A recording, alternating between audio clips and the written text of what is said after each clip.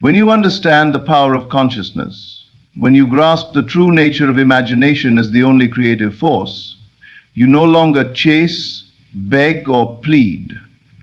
You assume, you inhabit, you declare, and in doing so, the world rearranges itself to mirror your inner state. That is the essence of the rampage. That is the obsession. That is how they get hooked on you. Not because of manipulation, but because reality itself must bend to the truth you accept within. You are not separate from others. There is no division in consciousness. Every mind is part of the one mind. Every thought is part of the one stream. And in this stream, when you drop a stone, your intention, it ripples outward, unseen yet unstoppable. When you fix your inner gaze on the reality where they think of you obsessively, when you persist in that feeling, when you walk in the world knowing it is already done, you do not just influence their mind, you occupy it. They feel you. They hear your silence. They pick up on your presence, not because you are loud in action, but because you are loud in frequency.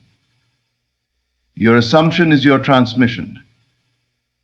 Your imagination is your signal tower. You are not hoping they'll miss you. You are not wishing they'll call. You are not waiting they'll chase.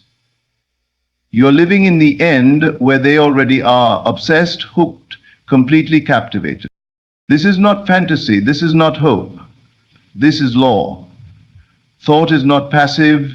Feeling is not powerless. You are not a spectator in your own life.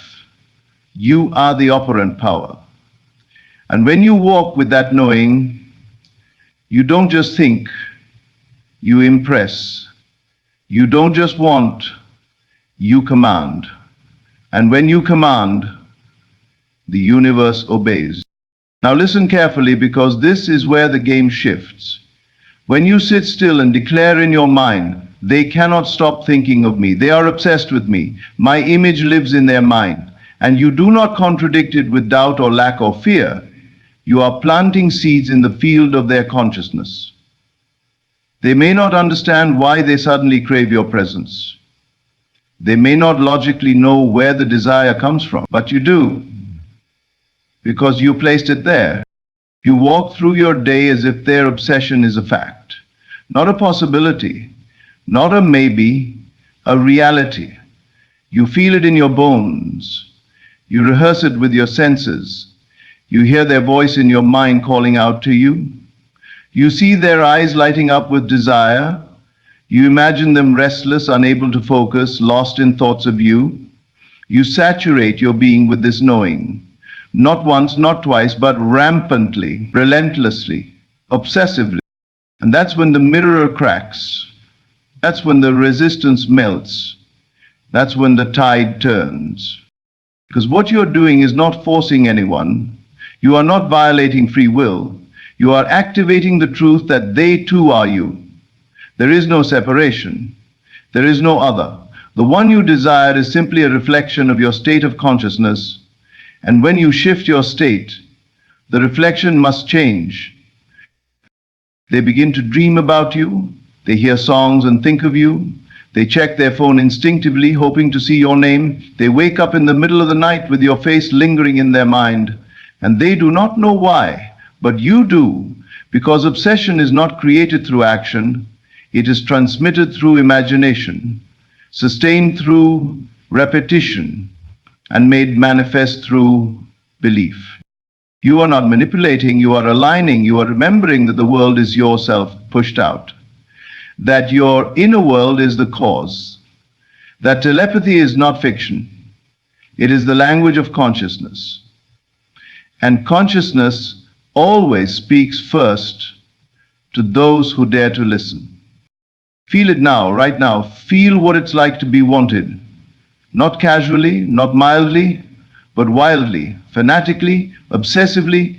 Feel what it's like to know you are on their mind in the quiet hours of the night. Feel what it's like to know you are the first thought when they wake and the last image before they sleep. Feel it and hold it, marinate in it. Let it take over your body like a fever, because the universe does not care about words. It responds to states. It reacts to certainty. It bows to your conviction.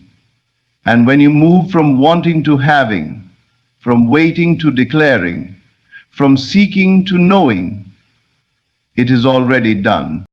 They feel you in their chest, in their skin, in the electric silence between distractions. They are drawn to you without understanding. They look into other faces, but they only see you. They try to forget, but every attempt only burns your image deeper into their mind. This is not coincidence. This is creation. You created this when you stopped begging and began embodying. You may look at the outer world and see no evidence. You may hear silence. You may see absence. But don't let that fool you. Don't let the 3D world deceive you. The echo takes time to reach the mountain. The seed takes time to sprout. But it is happening underneath, behind the scenes, in the invisible realm where thought is the only substance. In that realm you already reign. This is your rampage. This is your moment of relentless inner declaration, not out of desperation, but out of power. You are not asking them to love you. You are deciding they already do. You are not chasing their attention. You are soaking in the truth that they are magnetized to you, hooked, addicted, unable to break the pull. And so you don't question.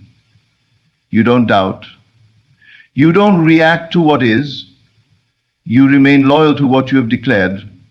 You persist in your assumption until it hardens into fact, until the text comes, until the visit happens, until the confession arrives, and even then you don't act surprised, you simply smile because you knew it all along. This is the true nature of telepathy. It is not about thinking hard, it is not about effort, it is about embodiment. It is about becoming the version of you that is already desired, already irresistible, already unforgettable. And when you live from that state, the signal you send is clear, unwavering, and irresistible. There are no limits here, no boundaries, no need to be timid. You are consciousness itself. You are the dreamer of the dream. You are the source and the sender. You are the one they crave, because you have claimed that reality as yours. You do not wait for permission. You do not ask for signs. You declare. You persist. You trust. You walk in the knowing that your world is your mirror, and if you want to see a different reflection, you don't attack the mirror, you change your face. You change your state. You inhabit the end. Right now, they are feeling you, whether they speak it or not, whether they fight it or not. They are sensing the shift. They are being pulled. Because obsession is not loud in the beginning, it is subtle. It is a whisper, a quiet restlessness, a sudden longing. And then it grows and grows until it becomes undeniable. You planted the seed, and now the vine wraps around their thoughts. You entered their mind, and now your presence lingers like perfume. This is not illusion. This is precision. This is deliberate, conscious, targeted imagination. And the mind that holds it unwaveringly is the mind that rules the experience. So take your eyes off the clock, off the calendar, off the external. You are not here to react. You are here to create. You are not a victim of chance. You are the voice of destiny, whispering its own reality into being. Let it be done, let it be now, let the obsession begin, not through force, but through truth, not through struggle, but through stillness. Because the moment you say, they are hooked on me, and you mean it, not from ego, but from inner alignment, you ignite the signal, You light the fire, you stir the field of consciousness to reflect your new state. And when the world catches up, you will not be surprised, because this is who you are, the magnet, the source, the one who chose, believed, assumed, and became. And so you wake up each morning not asking what might happen, but declaring what already is. You rise into the awareness that you are now being thought of, longed for, dreamt about. You move through your day knowing your image is etched into their awareness like ink on paper, permanent, undeniable, unforgettable. You don't flinch at delays. You don't react to silence. You don't spiral into doubt. Why? Because you've already accepted the end. You've already installed the version of reality where they're hooked on you. And now your only job is to persist without shaking. Persistence is not about repetition for the sake of effort. It is the embodiment of unwavering knowing. You persist in the feeling that your assumption is truth, that it is the only reality. And in doing so, you change timelines. You collapse probability. You force reality to yield to your self-concept. You don't try to believe. They're obsessed with you. You walk in the world as if you know it so deeply that even the sun rises to reflect your truth. What you claim in imagination must express itself. This is not a nice idea. It is the law. It is how everything unfolds, not from the outside in, but from the inside out. When you imagine from the state of being the one who is desired, craved, and obsessed over, you are laying tracks in the unseen realm. You are constructing the version of your life that will inevitably show up. And do not fear their resistance. Do not be swayed by their current behavior. Understand that their outer expression is but a shadow of your old assumption. They may look away today, but it means nothing. They may post things that trigger you. They may act indifferent, but their soul has already received your message. Their mind has already begun to spiral toward you, because thought, when felt with conviction, is contagious. It seeps, it spreads, it anchors itself. You hold the frequency of being unforgettable. And that frequency cannot be ignored. You are not hoping they love you, you are living as if they already do. You do not wait to be chosen, you walk as the one who is already chosen. You don't imagine they might crave you, you assume they cannot help themselves. This is your rampage. The divine storm of intention, emotion, and imagination. Not chaotic but precise. Not desperate but determined. You walk through your inner world, declaring again and again, they are obsessed with me, they cannot stop thinking of me, I dominate their mind, I haunt their dreams, I own their desire, and it is not spoken in arrogance. It is spoken in alignment. You are not tricking the universe. You are simply reprogramming the reflection. The moment you believe differently, the mirror must change. You see, everything that is manifest is the result of an internal command. It obeys you. It must. It has no power of its own. The only power it has is what you assign to it. So if you say they are distant, unavailable, cold, that is what you affirm, but the moment you shift, the moment you withdraw your attention from what is and place it on what must be, the fabric of this reality begins to unravel and reform. Imagination is not daydreaming, it is causation. Feeling is not weakness, it is the signal. And your job is to feel so intensely, so surely, that the energy around you begins to warp and recalibrate. People begin acting differently. Messages come out of nowhere. Conversations shift tone. They look at you and there's a spark they cannot name. You've invaded their reality without lifting a finger, because you dared to declare the end.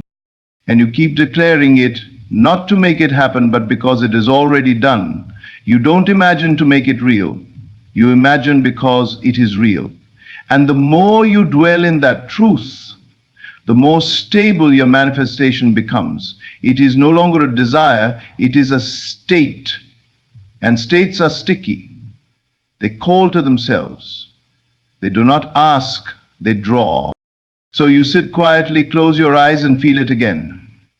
The obsession, the pull, the gravitational need they feel for you.